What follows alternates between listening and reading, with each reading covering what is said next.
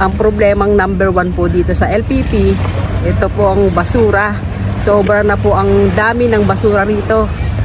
Kasi po sa tao rin ang problema, marami na po tayong makikitang mga bagong tayong building.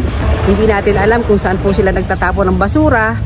Kaya po nagpapasalamat po kami sa BJMP na nakakatulong po sila sa amin dito sa paglilinis sa LPPWP.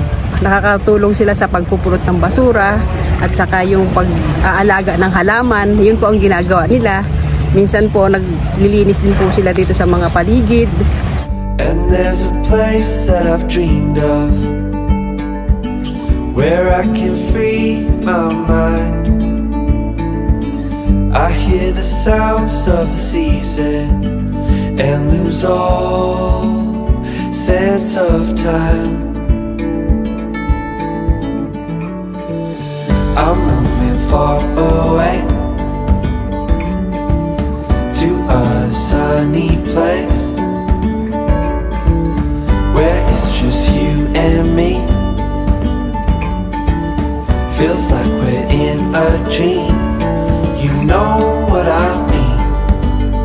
Naway hindi po sila magsawa na maglinis at mag-volunteer dito sa lugar na to. Happy 14th Community Relations Service Month! The fire burns in the night sky.